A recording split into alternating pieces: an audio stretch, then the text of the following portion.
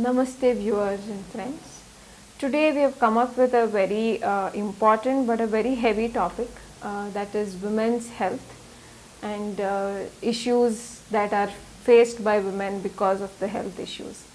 So why is this heavy? Because any society, any community, any country, or in fact the entire world is strong only when the women of that community or the country are healthy and strong. So for any woman, her health is like a capital. It's like what she has. It's like her investment in. If she has that, she can invest in anything, right? So that is why it becomes very heavy, and also these days, if we see, there are a lot of health issues that are faced by women, and one of the major causes, I think, is the approach with which woman is leading her life. Always we have seen that women since ages, they always tend to meet the expectations that is put forth, self-inflicted expectations as well as expectations from the family and society. So decades ago it was probably nourishing the family, taking care of a family, taking care of society, children, and getting things ready for them. Now as there is change in everything, there is also probably change in the expectations of her, and her process of meeting these expectations that is put forth her. She is expected to be independent, earning. She is expected to be thin. She is expected to be healthy. She is expected to be looking beautiful. But there are different measures for all of this, and the way that is measured these days by her and by her surroundings is probably different. And these are the additions, or these are something that is influencing the causative factors for development of lot of health issues in women, right? So let us really think and reflect upon the way we are approaching our life, the way we are trying to meet our expectations. All of us should really give time and think about it, because that's one of the major causes, our change in the way we are living. We as women, we have that very good capacity of nourishing. Are we really doing that now? Are we responsible for nourishing ourselves, our family, our society? Are we really doing that? If not, then there is definitely a question mark on the womanhood. I can boldly say that, being woman myself.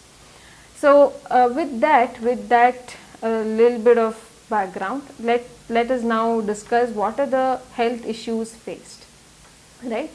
So as soon as puberty or menarche, or when she starts to menstruate, there are issues in terms of excessive weight gain, or it could also be developmental issues where she will have menstrual irregularities, delayed menstruation, excessive bleeding, excessive pain during periods, mood swings during periods, craving during periods, and it could also lead to weakness. Excessive bleeding can of course lead to a lot of blood loss and anemia and complications because of that. So these nutritional imbalance leading to certain hormonal imbalances, or stress induced hormonal imbalances, or lifestyle induced, irregular lifestyle induced hormonal imbalance. So these initial irregularities in periods or hormonal imbalances can lead to complex diseases like hypothyroidism, PCOD, polycystic ovarian disease. I think it is very common these days, and that can lead to something that is which has become very common these days, infertility. So if we see now, we are reaching from puberty to antenatal, that is before she enters a womanhood.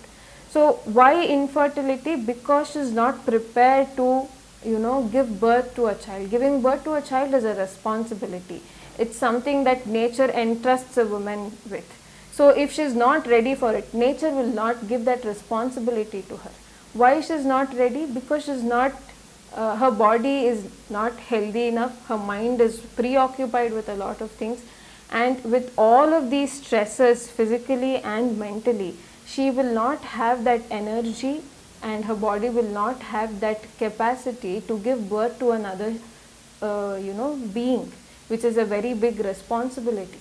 So here, if we understand, it's just not hormonal imbalances. It could also be imbalance in the mind itself, imbalance in the lifestyle, imbalance in the food that we are eating, imbalance in the thought process. So every imbalance that is created in her life will also create imbalances in her health, right?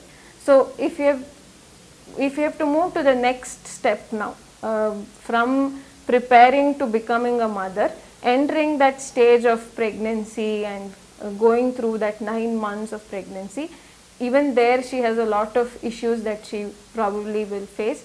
Again, excessive weight gain. It could be gestational diabetes where her sugar levels will hike. There could be hypertension, a lot of digestive issues like constipation. It could be because of the supplements that are given, but she will have constipation, a lot of acidity, regurgitation, which can lead to gastritis. With all of this, her psychological health will also start going down with experiencing a lot of physical symptoms, right? So hormonal imbalances there, if managed well, or if we cross to the next stage, if you have taken care of that, is postpartum, postnatal. So postnatal, again, it could be difficulty in losing weight, which need not be very rapid or fast, but a lot of women have these difficulties. The problems that have started in pregnancy can continue. Say for example, thyroid issues, hypothyroidism can continue, diabetes can continue, hypertension can continue, and of course psychological issues like going to depression, having a lot of mood swings, becoming very anxious can also continue postnatal. So she can have the same similar issues which are added upon by added responsibilities as well. So crossing that stage, in the mid phase, she will have a lot of body pain, knee joint pain, osteoarthritis that she will start to develop, back pain, and that from that she will have a transition to menopause, which again is a lot of hormonal changes happening in the body, and which is a natural process, but she will have a lot of issues that she'll face, hot flushes, going into depression again, sleeplessness, which is very important. So with weight gain, digestive issues, of course, like I told you, osteoarthritis can worsen with menopause, or it can start at menopause. So all of these changes and changes that a woman goes through in her life, in her life cycle stages, will also lead to a lot of health imbalances.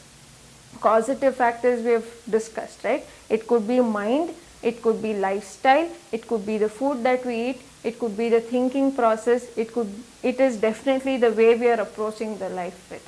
So with all of these points, let us take time to reflect upon what is the right path, and what is the effort that we should put to move in this right path. Right path is, I think every one of us know what is the right path. We should just be brave enough to step into that path and lead the journey. So with this, I will stop this discussion today. Let's all reflect on the cause and how can we go about it. In the next video, let us discuss about the solution aspect. What therapies are available, what treatment options are there that will support your decision in changing your approach to life. So with that, I will end today's talk, and I am hopeful that you will all reflect on these points, and we will meet again next week continuing with this topic. Thank you.